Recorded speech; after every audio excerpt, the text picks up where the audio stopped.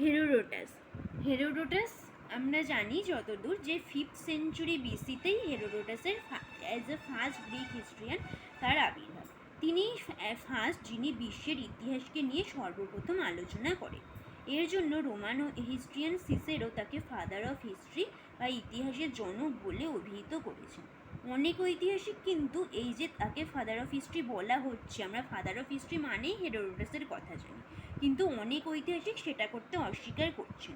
কারণ Herodotus already থুকিডিডিস পার্সপেক্টিভে আমরা বলতেই পারি, বাট হেরোডোটাস যে লিখেছিলেন তার মধ্যে অনেক কিছু কিন্তু ফল্টস আছে। তাই তার গ্রন্থটির নাম হলো হিস্ট্রিজ, যা ইতিহাসের নতুন এক দিগন্ত খুলে দিয়েছে। এবার এই কথাটি প্রথম উচ্চারণ করেছেন স্বয়ং হিস্ট্রি। এই হিস্ট্রি কথাটি কিন্তু আমরা হেরোডোটাসের থেকেই পাই। এই কথাটি সর্বপ্রথম ডিসকাস করেছেন ঐতিহাসিক হেরোডোটাস। গ্রিক ভাষায় ইস্তোরিয়া কথার অর্থ অনুসন্ধান।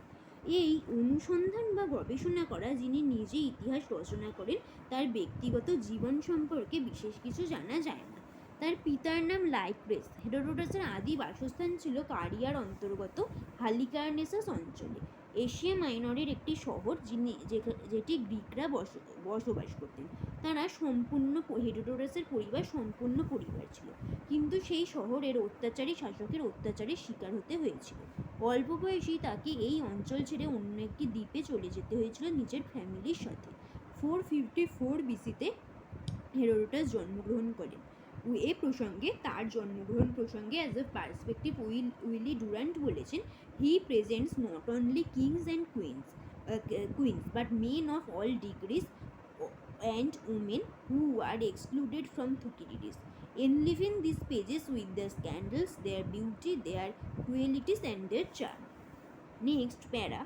পরবর্তীকালে যখন তিনি পূর্ণ যুবকে পরিণত হন, সেই শহরে ফিরে আসেন ও ওই স্বৈরাচারী শাসককে ক্ষমতাচ্যুত করতে, যদিও তিনি এখানে আর থাকেননি। হেরোডোটাস খুবই অনুসন্ধিৎসু প্রকৃতির ছিলেন। তিনি ঘুরে বেরিয়েছিলেন ব্যাবিলন, প্যালেস্টাইন ও কৃষ্ণসাগর, সিরিয়া ও মিশর। তার ভ্রমণের কারণ এখনও অজানা। সম্ভবত তিনি বাণিজ্যে নিযুক্ত ছিলেন, কারণ গ্রিকরা বাণিজ্যের সাথেই যুক্ত ছিলেন। তিনি ভ্রমণের পর বিচিত্র অভিজ্ঞতা নিয়ে পড়াশোনাও করেছেন। যেখানেই তিনি যান না কেন সেখানকার মানুষজনের সঙ্গে তিনি কথাবার্তা বলেছেন। এইভাবে তিনি অন্যান্য জায়গার রীতিনীতি সংস্কৃতি কথাবার্তার মাধ্যমে জানতে পেরেছেন। 450 খ্রিস্টপূর্বাব্দে তিনি এথেন্স ছেড়ে চলে আসেন ও একজন বিখ্যাত নাট্যকার সফোক্লিসের সঙ্গে তার ঘনিষ্ঠ ফ্রেন্ডশিপ হয়। পরবর্তীকালে তিনি দক্ষিণ ইতালির একটি গ্রিক উপনিবেশে চলে আসেন। তিনি সম্ভবত 820 খ্রিস্টাব্দের আশেপাশে জীবনের শেষ ভাগ দক্ষিণ ইতালিতেই কাটিয়েছেন। হেরোডোটাস কবে ইতিহাস লিখতে শুরু করেছিলেন তা নিয়ে ঐতিহাসিকদের মধ্যে মতপার্থক্য রয়েছে। শুধু তাই নয়, তিনি সেই ভাগগুলি কিভাবে লিখেছিলেন, কী বিষয়ে ভিত্তি করে লিখেছিলেন সে বিষয়ে কিন্তু কোনো সন্দেহ নেই। এথেন্সে থাকাকালীনই লেখা শুরু করেছিলেন। সফোক্লিসই হয়তো তাকে এই লেখায় সাহায্য করেছিলেন। কথিত আছে যে তিনি হেরোডোটাস তার বইগুলি জোরে জোরে পাঠ করেছিলেন এবং তার বইয়ের উদ্দেশ্য ছিল পারস্য এবং গ্রিক নগরাষ্ট্রগুলির দ্বন্দ্বগুলিকে তুলে ধরা। খ্রিস্টপূর্ব 5ম শতাব্দীতে তার বইয়ে পারসিকদের আক্রমণ এবং গ্রিকদের অপ্রত্যাশিত জয়ের সাফল্য বিবৃত হয়েছিল। প্রথম 3টি অধ্যায়ে বর্ণিত হয়েছে পারস্য সাম্রাজ্যের উত্থানের ইতিহাস। মাঝের 3টি অধ্যায়ে বর্ণিত হয়েছিল গ্রিক পারসিকদের দ্বন্দ্ব থেকে ম্যারাথনের যুদ্ধ পর্যন্ত।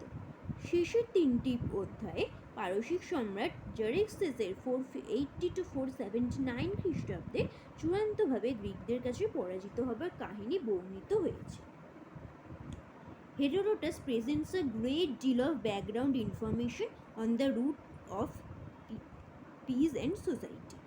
ঐতিহাসিক বইয়ে পারসিক এবং গ্রিকদের মধ্যে যুদ্ধ কাহিনী শুধু বিধৃত ছিল না, কিছু গোড়ার কথা, উভয়ের সমাজ সংস্কৃতি, প্রেক্ষাপট, যুদ্ধ পূর্ববর্তী প্রেক্ষাপটের কথা উল্লেখ আছে। তিনি উল্লেখ করেছেন যে তার বইয়ের অতিরিক্ত সংযোজন বুক 2 দ্বিতীয় অংশ ইজিপ্ট সম্পর্কে তিনি দীর্ঘ এক প্রবন্ধ রচনা করেছেন। দ্বিতীয় খণ্ডে ইজিপ্টের ক্ষেত্রের ইতিহাস, সেখানকার মানুষজনের জীবনধারণ, প্রথা, রীতিনীতি ইত্যাদি সূক্ষ্মভাবে অন্তর্ভুক্ত করেছেন। তা সত্ত্বেও বহু ঐতিহাসিকের মতে হেরোডোটাসের বইয়ের কিছু ফল্টস আছে।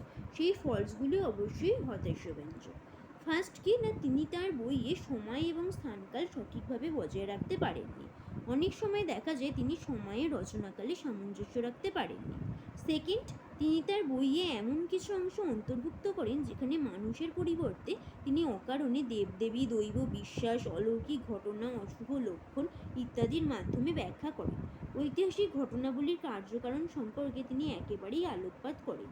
পার্সিয়ানের ব্যর্থতা ও গ্রিকদের জয়লাভ ছিল ঈশ্বরের ইচ্ছার প্রতিফলন। অনেক সময় তিনি মূল বিষয় থেকে বেরিয়ে গিয়ে অবান্তর, মানে যে হিস্ট্রিটার আদৌ কোনো ভ্যালু নেই সেই সব বিষয়, যেগুলো কোনো সিম্পল লজিক নেই, সেই সকল বিষয় নিয়ে আলোচনা করেছেন, তাকে আমরা ডিসকাস করতে পেয়েছি। তিনি অত্যন্ত এথেন্সীয় দৃষ্টিভঙ্গি থেকে, ফার্স্ট অফ অল এটাই পাই যে তিনি এথেন্সীয় দৃষ্টিভঙ্গি থেকে গ্রন্থটা লিখছেন। তিনি তার লক্ষ্য থেকে কখনোই সরে যায়নি। গন্তব্য সম্পর্কে একেবারেই নিজের ডেস্টিনি নিয়ে খুবই সচেতন ছিলেন। হেরোডোটাসের রচনায় তার এক মহাকাব্যিক ক্যারেক্টারিস্টিক্স তো ছিলই, তিনি সচেতনভাবে তার ইতিহাসের সাহিত্যিক বৈচিত্র্য এনেছিলেন। মূল ঘটনাকে কেন্দ্র করে অন্য পারিপার্শ্বিক যে ঘটনা তার ওপর কিন্তু তিনি অনেকটা এনলাইট করেছেন। তিনি তার যে ঘটনাগুলি বিধৃত করেছিলেন তা অনেকটাই বস্তু নিরপেক্ষ করার চেষ্টা করেছিলেন। হ্যাঁ, তিনি পছন্দ করেন না এমন মানুষকে নিয়েও ইতিহাস লিখে রেখে গেছেন অত্যন্ত নিরপেক্ষভাবে। তার লেখার, মানে তার যে রচনাটা, তার পজিটিভিটিগুলো নিয়ে এখন ডিসকাস করছি।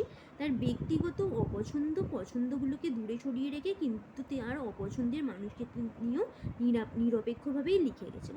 ফোর্থ কি, তিনি অনেক বেঠিক তথ্য জোগাড় করেছিলেন, কিন্তু তিনি শুধুমাত্র ঘটনাগুলিকে ক্রমান্বয়ে বর্ণনা করেই, ক্রমান্বয়ে ডেসক্রাইব করেই ক্ষান্ত হননি। ঘটনাগুলির অভ্যন্তরীণ কারণ তিনি বর্ণনা করেছেন, সেগুলোকে অ্যানালাইসিস করে দেখেছেন যে তার ভেতরে কী কী ফল্টস আছে, কী কী ডিটেলস আছে, সেগুলো দেখেছেন। তিনি অত্যন্ত প্রাঞ্জল ভাষায়, আকর্ষণীয়ভাবে ইতিহাসের কাহিনীগুলিকে, ইতিহাসের যে স্টোরিজ, সেই অল স্টোরিজকে রিপ্রেজেন্ট করেছেন অবচেতনভাবে। এই জন্যই তিনি বহুকাল এখনো পর্যন্ত, মানে তার যে রচনা, তার জন্য অবশ্যই তিনি বহুকালের জন্যই স্মরণীয় হয়ে থাকবেন, মেমোরেবল হয়ে থাকবেন।